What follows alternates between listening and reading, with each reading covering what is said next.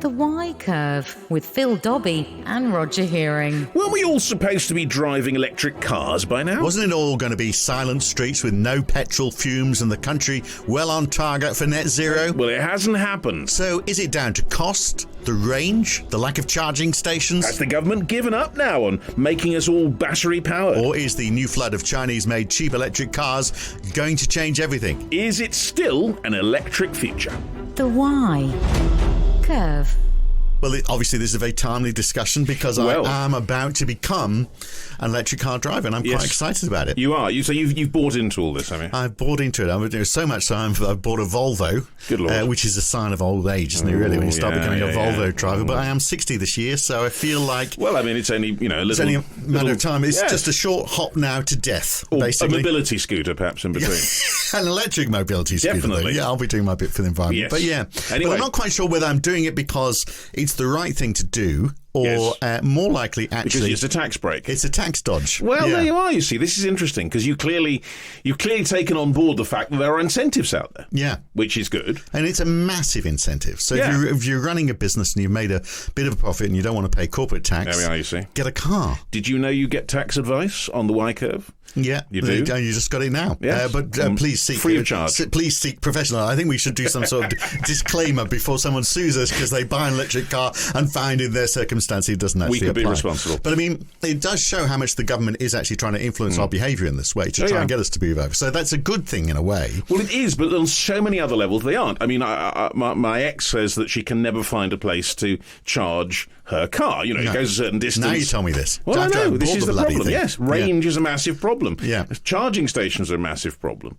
And the cost is still huge. I mean, okay, you get your tax break, but for the rest of us who don't move in your exalted area, it's really a bit of a problem. So we need to find out whether or not we can actually move to the electric future, which we've been told we need to. And we've got someone who can tell us about that.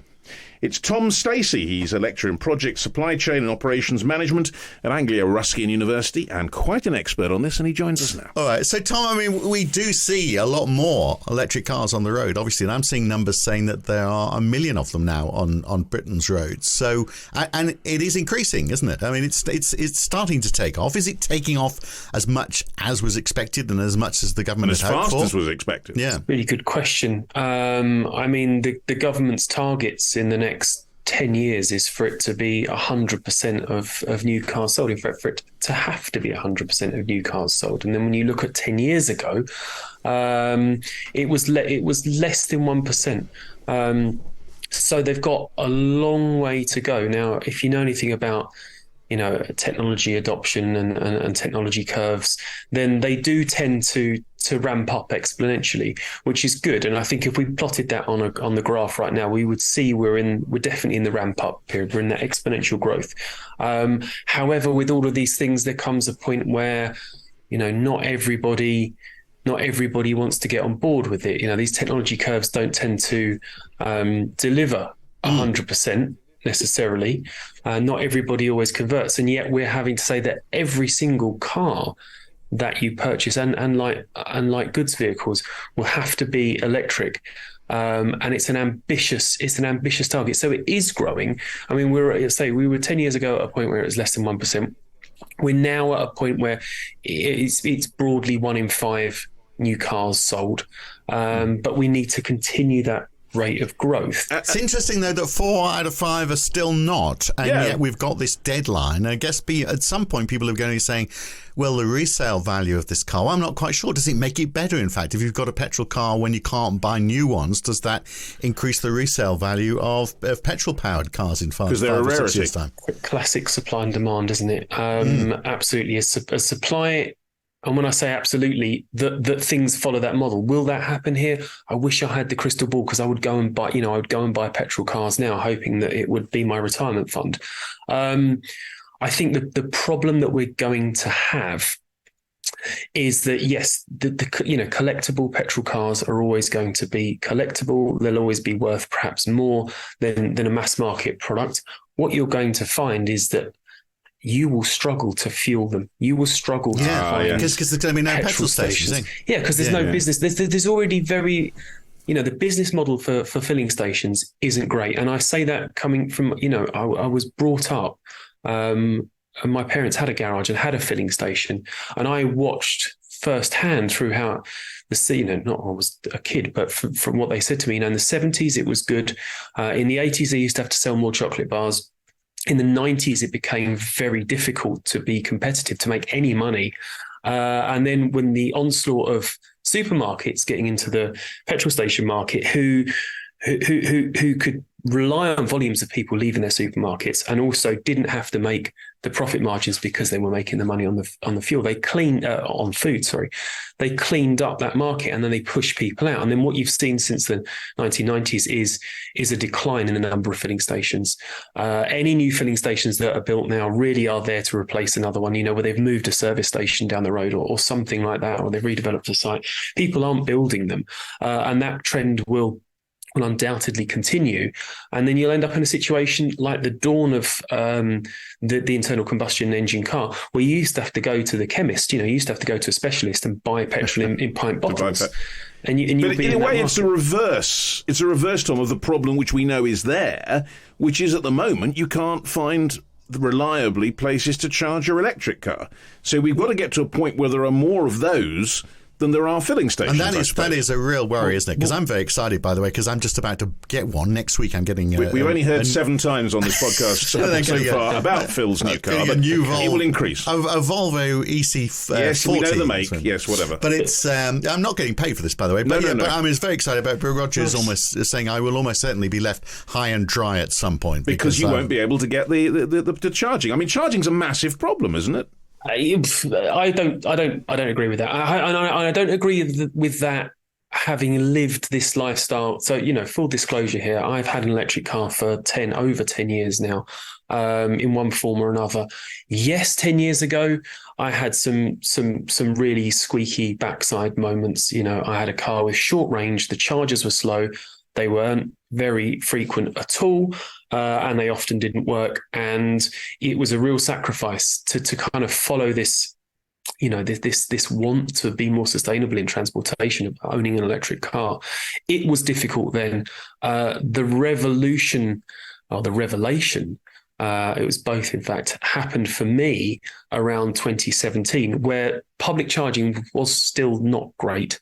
But I bought a Tesla, so I will say the brand of car that I bought. It was an extremely expensive purchase for me, being a car guy as well. It was a lot of thinking. All of a sudden, overnight, it was going from my previous electric vehicle, which was then my second, which was tricky to charge. I mean, I was lucky. I charged it at home. I had charging at work. Most of my commute, 95% of what I did, was actually fine. I just needed to think about it, and in a lot of ways, it was more convenient. However, when I went on those long runs, it was panic mode. But you feel like that's gone away now, do you? I think buying the Tesla made back then 7 years ago, made a huge difference. Then all of a sudden there was a car that had a charging infrastructure that was strategically placed. The chargers were numerous, reliable, and very fast, and the car knew about them. The car knew how much charge it had. The car knew the rate it was and still does, discharging, knew where you were going, took you to the chargers. It wasn't really a massive detour. It was a quick stop. I probably needed a comfort break or a coffee by then anyway. That approach of connecting, it's a bit like Apple with the software and hardware of their products, of connecting the vehicle with the thing that it has to go hand in hand in, which is the charging, with the software that ran both the charging and the vehicle fleet together, was a revelation. Now, of course, it's interesting that you make that analogy with Apple, because one of the complaints, and I remember reporting on this, was that the charging points were exclusive. In exactly the same way that a lot of Apple stuff only works with Apple products. I don't think that's the case now. But that's been changed, hasn't it? Yeah, that's been changed. And I think the second part of that really was a masterstroke. And I mean, to be honest, within the Tesla community, that was divisive. People didn't want their golden egg to be taken away from them, didn't want to lose that exclusivity, especially as Tesla owners thought at the time they'd helped pay for that charging infrastructure, and they were continuing to. And by putting in an ability for anybody to use it, they thought, well, hang on a minute, Volvo drivers. Yeah, Volvo drivers. No, not Volvo drivers. They get excluded. that's changed everything. So really, what you've got with Tesla are still building out their charging infrastructure, as are others, and we'll come to that hopefully in a minute. Tesla are building out their charging infrastructure. When they build it out, they take it seriously. They put a lot of chargers in. They're all super, super reliable. They're all super fast. They're in reasonably good locations. And now they're open to others, and they're simple to use for others as well, which is another point that's worth making. That they are helping the transition to electrification of vehicles for everybody. And I think one of the, two of the criticisms that I have personally of the EV charging infrastructure in the UK and also in Europe as well, probably worldwide, to be fair, is that one, it's a disparate system. It's not connected. The government has tried to kind of enforce some commonality. They've got certain ones have got to take contactless bank cards, and they've got to be open to all, which has helped, but it doesn't help that they're all on different networks. They won't exclusively have to take a contactless card. Many of them, you'll still need a membership. So you'll either need an RFID card, or you'll need an app, or you'll need a website. It's never the same.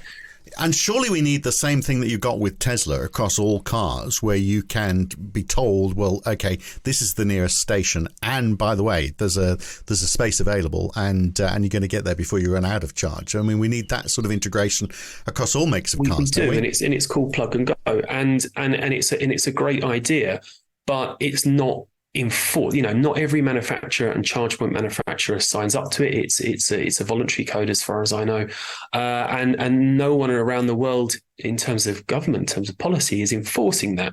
So you're ending up with a situation where there isn't that interoperability.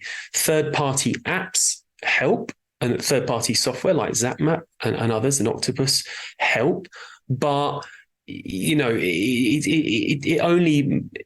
Then the onus is on the third party to go out and make sure that those chargers are working, make sure that they've got the correct pricing information and the correct availability, and it's far from complete. So, outside of the world, and let's going back to Tesla for a minute, they've realised that their supercharger model is so good that they are now selling their chargers, the Tesla superchargers, to other third parties to install using the Tesla backend. And the first one opened this week.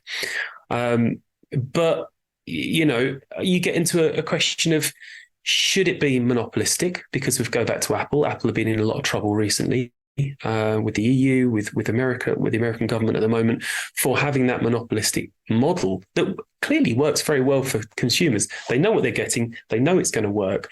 It's simple, but they have control of it. So is compared to being open? Is there money in running these charging stations? I mean, Tesla. I would have thought when they started, they were there as a support mechanism to try and sell cars. But for these other players that are involved, is there a danger it's going to be a bit like the service stations that you're talking about? There's just not a great deal of money, in which sense there's not a lot of money to be made from it. We're not going to see the investment. Because I'm looking at some figures here, the International Energy Agency, the number of electric cars per charger, obviously the lower the better by various countries. So there are 55 cars per charger in New Zealand. There's 2 in South Korea, so no problem getting your car charged up there. The UK is about 20, which is about the same as Australia. Germany, interestingly, considering they make lots of cars, you'd assume increasing number of those is going to be electric. They're on 25.8. So it's a huge variation. I'm wondering what's driving that variation. Is it the cost efficiency? Is it the profit incentive varies by country, or is it government policy? What's the dynamic there? I can only speak for the UK, really, where I have some kind of intimate knowledge of what's going on. And the biggest thing that's been holding back charge point rollout is actually around getting the land, and these all sorts of weird bylaws about running cables under land to get the power to them. It's about the land, and then it's connection by the DNO, by the grid, essentially, to the chargers. They are not an insignificant thing to wire in. If you're getting an extension built on your house and you need a bit more power put in, you need to upgrade the fuse box or whatever. It's a simple thing, because you're not going to pull a lot of power.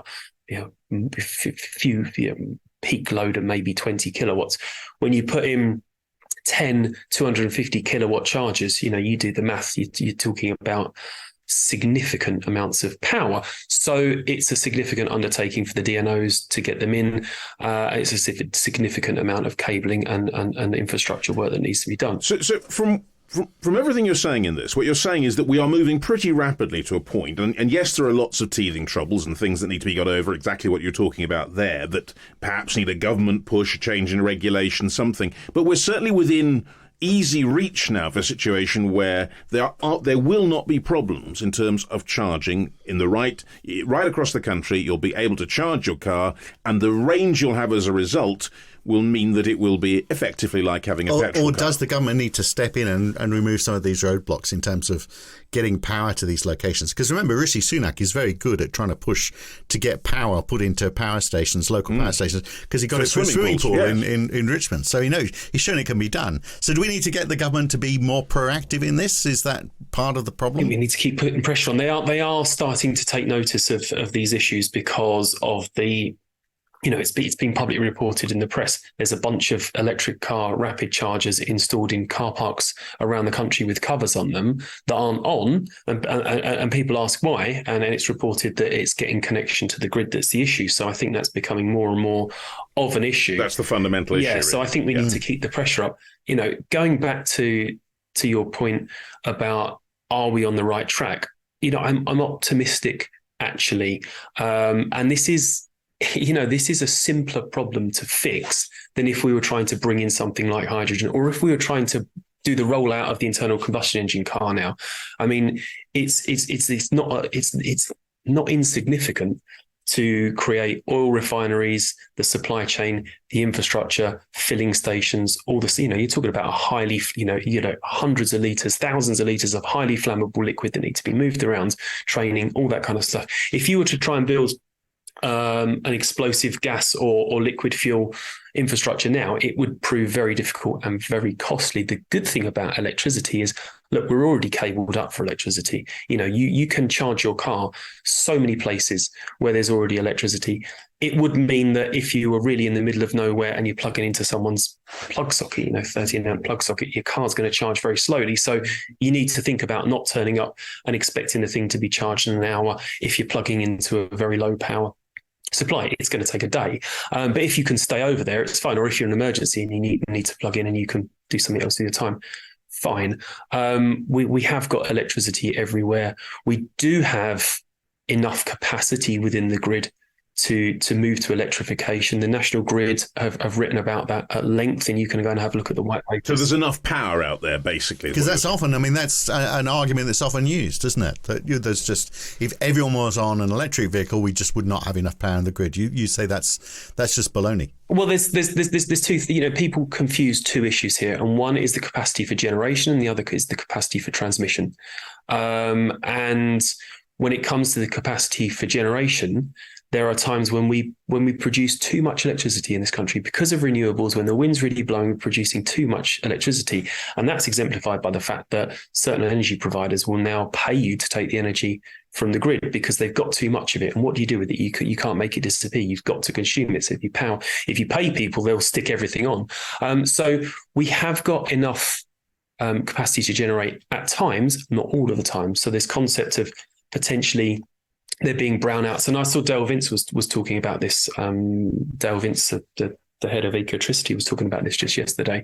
There's lots of scaremongering about brownouts, but there's plenty of a brownout is when the power level is so low that the lights, everything just looks slightly brown. I've been in a few of those in Africa where the power amount is not enough for the capacity for what you require. The voltage drops too low and everything isn't running at full speed. So we have got enough. And in terms of transmission, again, people will say, well, the connections, the grid connections are old, they're under capacity in certain areas. That's only a problem if everybody comes home at the same time and all plugs their electric cars in at the same time, and they're drawing a lot, and it's the middle of winter and they're drawing a lot in their houses. So the answer to that, and the answer for at least 10 years from the National Grid, is we need to be smarter about how we do it. We don't need to build more power stations. We do need to build more renewable. Absolutely we do. Because burning fossil fuels to create electricity just moves the problem along. Okay, if you it's we just the whole point is to get to net smarter zero, about isn't it? capacity, is Yeah. what you're saying, I think, isn't it? And so, I mean, so I've found. So, by the way, my next door neighbour who's got electric grids on his roof, he's got that, so he's getting paid for that, putting some of that back into the solar panels. We normally solar call panels. That's right. But he's also sometimes, he gets paid to take power out of the the grid as well. Perhaps you can get him to fuel your car. That's the Well, next I was stage. thinking you were just going to wire over it. But the interesting thing as well is, because I'm with Octopus Energy, may as well give them a plug as well. Everything's getting a name The check advertising's today. going to start rolling into this podcast sometime soon. And they give me a lower rate if I charge overnight, but also if I charge during the day. They know, because my charger's logged into my account, they know when I'm charging my vehicle. And they can say, well, okay, if it's 1 o'clock in the afternoon, we've got a bit of spare capacity.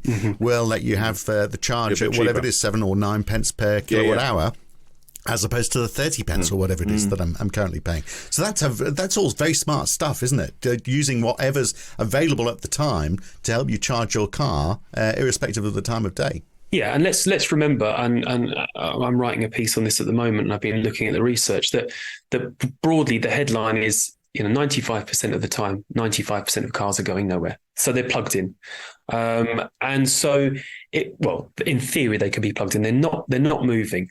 So what you really need to do is it goes back to our original point. Build out this charging infrastructure. Build it any way you can. I guarantee you, most people who work in an office, in most employers, they've got electricity. They've got electricity in the car parks. If they've got car parks to light the thing, there's electricity there. Put the charge points in. Encourage people to plug the cars in. And then using that smart technology, and all of these electric cars all have an app. They all have an API. They're all able to communicate with the internet in some form or another. When there is an excess of electricity, charge them. And perhaps if you can integrate two-way charging, which is a very, very new concept, and there's very few cars with two-way charging, but they are coming. If you've got a car full of battery and you can say on your app, look, it's 1 o'clock in the afternoon. I'm not going home till 5. I'm only going 20 miles. I don't need it. Instead of charging me up, why don't you take a bit of my battery charge? Why don't you take a bit of my battery to run the washing machine? Run whatever to help the grid. And then with that, pay me. Yeah. So what about the price of cars? Yeah, because I was going to say we've done the power issue, which is clearly a big one. But if I'm honest, the reason I'm not buying an electric car is I'm not half as rich as Phil here. And he's just not as skilled or professional. No, well, absolutely, loads of issues on that front. But the main thing is its price. I mean, the price is still too much. Even the second-hand electric car market it's very elevated. So, I mean, that is going to be the major issue to get over, isn't it, Tom? But we're going to get to 2035 where you've got no choice. Either get a second-hand petrol car with a dwindling number of petrol stations, or, you've got to somehow shell out for a car that you can't afford. So what can be done about the price issue? Well, and let's not forget, when you get to 2035, the point we made earlier is if there aren't very many petrol cars around and some of them are collectible or interesting to certain people, the prices of those are going to be elevated. So they won't be cheap and they won't be making very many of them. So we're just going to get loads of people outpriced from driving then? Supply and demand. I mean, there's positive news around the pricing of cars. Like I say, when I bought my first EV, it was overpriced for what it was, but the charging was all free then. The charging was free, the road tax was free. Even the insurance companies didn't really understand them, so the insurance wasn't particularly expensive because the only risk profile they had was that people were driving them very slowly to get more range. So it was a cheap car to run, even though it was expensive to buy. When I bought the Tesla, a lot of money. Really, when I look back, a lot of money. Again, free charging, but it doesn't pay for it. So where are we now? All new cars are expensive. I've spoken at length in other podcasts and in interviews. All cars are expensive. All cars are getting more expensive. If you want to go and buy a petrol 3 Series BMW, or you want to buy, let's say, a Tesla Model 3 or a Polestar 2 or something like that, they've got price parity. They're all expensive. They're all heavy. So let's park that. But the cheapest cars in the market are petrol. They are small. They are simple. They're petrol, and there's a lot of reasons for that. Mainly due to economies of scale and having things at different price points, in some cars making more profit than others. What there aren't is a lot of cheap electric cars. However, the manufacturers realise that has to change. They're fully aware of the arguments that you guys have just spoken about. So we're looking at Dacia and the Spring, which is about £15,000 for a brand new EV. It's not a great EV necessarily. I shouldn't say that. It's not, it's not at the top of features and luxury, but it is an electric vehicle. It doesn't have a very good range. But it has enough for most people. What do you need? I mean, when you say it's not free, given if you say, well, it can't go backwards, that might be be a bit limiting. But generally, it'll get you down the shops and back. We're just the same as a cheap petrol car. So you think the prices will come down, and then with that, presumably, obviously, secondhand. Because where was going to be the big concern? Are we going to reach a point where everyone's getting new cars, and people who normally lived on buying fairly old secondhand cars suddenly find that they can't afford? They're priced out of the market. Will there be a second-hand market in the electric cars? The people who've had last year's model will want next one. But will it be as cheap? That's the question. Yeah, that's a really interesting question, and we could go for a very deep dive, which I don't think we should, in terms of the reliability of electric cars versus internal combustion engine cars as they get older. Well, just one word: are they as reliable? They are more reliable. MOT data would tell you that they're more reliable. However, some components are more expensive to replace. If your battery pack goes, there is not the secondhand refurbished market for batteries. That again is nascent and developing because there's no demand for it. The battery packs generally, they're all warranted for at least 8 years in all EVs that I'm aware of. And even at 8 years, it doesn't mean they suddenly go wrong. They just lose capacity, and some of them may go wrong, but it won't be the whole pack that normally goes wrong. In my experience, it's one or two modules. And are they really good for the environment? Obviously, it depends on where you're getting the energy from, how that energy is created. But there's also a lot of coverage lately about the fact that electric cars are so heavy that they are damaging our roads, and also the wear and tear from the tyres is more polluting than lighter petrol cars. So where do we go with that? Can we fix that problem? I'm going to hold my hands up. My Tesla Model S is heavier on tyres than a small petrol car. It's a big car. It's a big car. It's heavier on tyres. I couldn't argue. And it's heavier because the battery is heavier. Essentially, that's what we're talking about. It's a big car with a big heavy battery, with a lot of tech on board. Tech is what's making tech and safety is what's making cars heavier. When you put a battery pack in, the battery pack as a single component of the car is heavy, but you're removing exhaust systems, you're removing transmissions, you're removing engines, you're removing all the emissions control equipment, auxiliary power steering, all that kind of stuff gets removed as well. So it's not like you're adding all that on there. The really heavy ones are a lot of the big plug-in hybrids, like the SUVs. A lot of the SUVs now, in order to make them a bit cheaper on company car tax, are extremely heavy, but that's because they've got everything in them. Going back to the point about, are they bad for the environment? They're always going to have the law of entropy on their side. This is the thing. This is the thing with electric cars. With internal combustion engine car, once you burn that fuel, it's gone. All it's turned into is heat, noise, and warmth. And a whole bunch of particulates and CO2 that you don't really want in the environment if you can avoid it. So with an electric car, you charge that battery up, it discharges at a fairly even rate. The power you put in is the power you get out. It's not the same. But it's the particulates from the tyres that people are talking about at the moment. So, will we see tyre technology? Can improve, I guess. Yeah, I was going to say, will we see the tyre technology improve in the same way that we've seen vehicle technology? Yeah, they already are. You've got a trade-off there. You can make a very hard tyre that wears very slowly, but it doesn't have as much grip, and it isn't as safe. And then the tyre manufacturers, and I was working closely with Michelin through something else that I was doing last few weeks. The trade-offs they have to do, the development they have to do is incredible. Technology is helping them. Technology is meaning that actually they have more grip and better wear characteristics than they did in the 1960s, purely because of the way that they're made, understanding how they wear. Simple things as well, like go and get the geometry checked on your car, get a four-wheel alignment on it. You would not believe how much that can wear the tyres unevenly. It's not like an even wear that causes a lot of tyres to be thrown away prematurely. It's an uneven wear that wears one part of the tyre and then you're throwing away good unworn tyre. So the technology is going to catch up, essentially, yes, whether it's tyres or building better roads, possibly, I suppose, might be another thing. But we can get there. That's going to be the last thing to do. Well, maybe.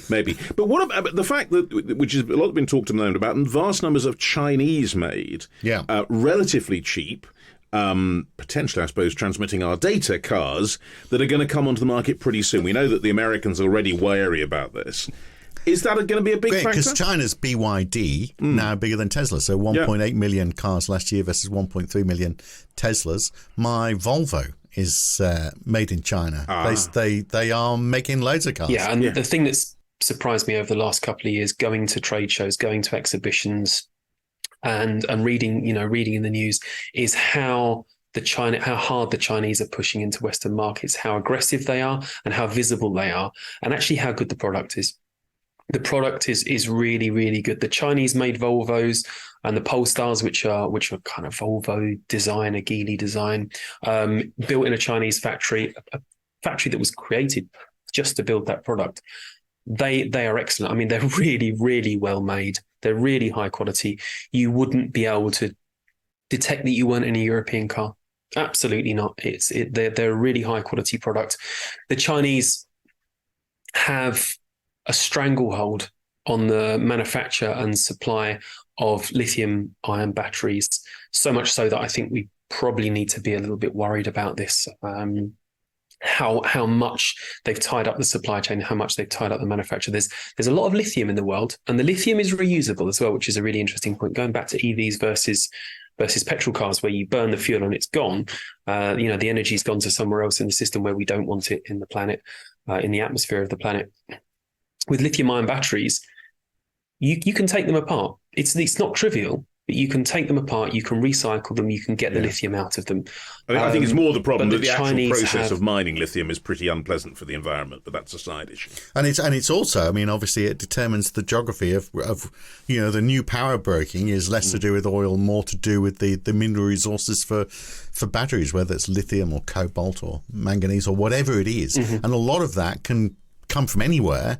It's just the size of the country that is the depends where the stuff is, of course. Yeah. Well, Australia and China have an advantage here because they're large land masses and they have a lot of natural resources. If you look at, I've been looking quite closely at the economy and the lithium economy of South America recently, and South America is sitting on 65% of the world's lithium, and they've also got a lot of other natural resources, a lot of manganese and gold and all the things that we need.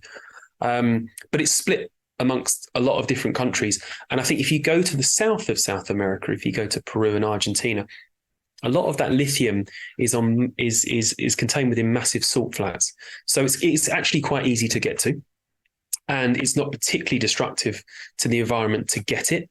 It's probably better than copper mining, to be honest, which really does strip the landscape. But if you go to the northern part of South America, if you go to the mid and the north, you go to Brazil, Venezuela, Guyana, Colombia, this part of the world, it's under forest. So the problem we're going to have another kind of ecocide scenario where the value of those natural resources to the governments are incredibly high, but they're going to, they're potentially going to cut down the forests to get to it, or they're going to destroy the lakes and the rivers. And that is a worry. But I mean, look at Venezuela and what happened with the oil industry. It's not, if you look at the alternative, it's not exactly lovely what happened there. The destruction of a nation, really, because we choose our version of ecocide, essentially. Yeah. So it's not squeaky clean. We were saying there are consequences. And I guess, is it something that we can do? Can we reduce the amount of resources that are needed? The amount if of lithium resources? keeps going, we don't actually need to replace it. Then presumably we don't need to absolutely exhaust the earth of it. We recycle it, and that is the wonderful thing about lithium-ion batteries. It's not, as I said earlier, it's not trivial to recycle them, but it's absolutely possible. And you don't need to dig up new. You'll always need to dig up some new. But if you look at, if we move to a completely sustainable energy economy, we would mine significantly less than we do now, because we need significant less, because the assumption there is that you recycle quite a lot of it. And there's a lot wasted. There's a lot of cobalt that's dug out of the ground and refined to use in the manufacture of low sulfur petrol and diesel. So one of the largest users of cobalt is not in lithium-ion batteries, but actually to desulfurize fuel. So if you remove that, then you remove all the cobalt that's needed for that. So that's another gain. It goes back, it goes back to what I said earlier, which is about entropy. Electric cars have that on their side. You're always going to use less if you can use something like that as a closed cycle. Do you think there's a future for the car manufacturing industry in the UK on this, or are most parts of the world going to lose out to places like China because of that natural mineral advantage, and they can just integrate vertically, whereas we don't have that ability? We're at a cost disadvantage, first of all, in having to import the raw materials, plus obviously a higher cost of labour. And that's another really complicated one and a really interesting one. I'd love to have a crystal ball. I'm a big supporter of the UK car industry. I think we can design really innovative vehicles. We have probably some of the leading engineers in the world for vehicle dynamics. You would be amazed how many vehicles are tuned by the British, the likes of Lotus and other engineering companies who are designing the vehicle dynamics for all sorts of manufacturers and always have done. We're really good at design. We're not too bad at manufacture. We were terrible at manufacture in the 1970s and lost our advantage, but we've got better at it. So the ingredients for the UK car industry are there to be great. And we do, we have some great manufacturers. We have Jaguar Land Rover creating great products, creating EVs, Aston Martin, we've got electric Rolls Royces. There's albeit they're owned by the Germans, and they get advantage of their supply chain. However, we are good at it. The problem that we've got is, let's come back to the B word. After Brexit, and I've studied this at length and commented on this at length. It's harder to build cars in the UK because of Brexit, and that was warned about, and it remains harder. Along with so much else, of course. We still do make quite a few, though, don't we? And most of it is still exported to Europe. But it's it's whether we can pick up, and it has gone down a bit over the last couple of years. But I guess it's a bad time to be a petrol head, isn't it? But there again, if you are a petrol head, you can always buy. Your cars are going to be more collectible, and you're going to be buying your fuel on the black market. There'll be plenty of people doing that, I think. But if you're a petrol head and you haven't driven an electric car, when you put your foot on the accelerator, you're going to be impressed, aren't you? I mean, they pick up fast. I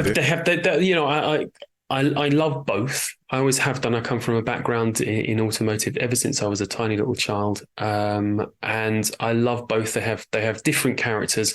For me, seeing the damage that internal combustion does to the local environment and to the wider climate was the turn-off for me. If they could recreate that feel and that sound and that noise, I know Hyundai are trying to do that with some of their electric vehicles, and they make a noise and they feel like a petrol car and they feel like I've got a gearbox, which completely possible to do if people want that. Then great. Actually, the only research I could find about this when I was looking into this last year is if you give London cabbies an electric cab and you give them a diesel cab, the ones that drive the electric cab drive better, they're more refreshed, they feel happier, and the passengers are happier. Clearly, I think people prefer to drive EVs. You want to keep London cabbies happy, definitely, as a big part of this. Tom, we're going to have to, I think, curtail this, but thank you so much for giving us a sense of where it's all going. You and Phil, clearly, on one particular side of the fence. I'm still excited. Well, you know the car I'm talking about, the EC40 from Volvo. It's a nice car, isn't it? You don't have to sell it, You've already bought one. Anyway, Tom's a Tesla man, so we'll divide that between you. Tom, thank you so much for being with us. Tom. Thanks, guys. Yeah, well, there we are. I tell you, I'm very excited. Just in case you haven't noticed.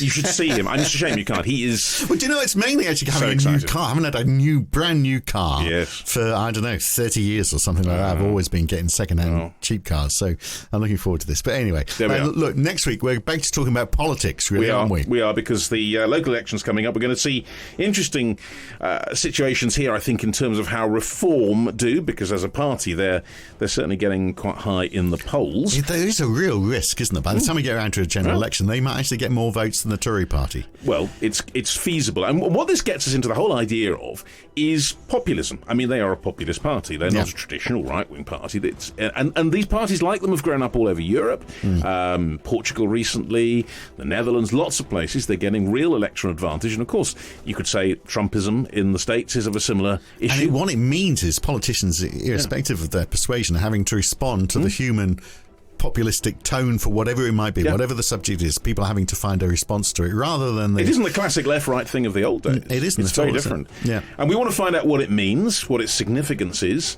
how it's going to change our politics. Yeah. And that's all coming up. For better or worse. Yes. I can't actually see any good coming out of it, but maybe we'll try and But we're terrible old liberal leftists, so what do we know? Exactly. So we'll find someone who does. Yeah. That's all coming up on the next edition of... The Why Kev. We'll see you next week. Thanks for listening today. Bye. The Why Curve.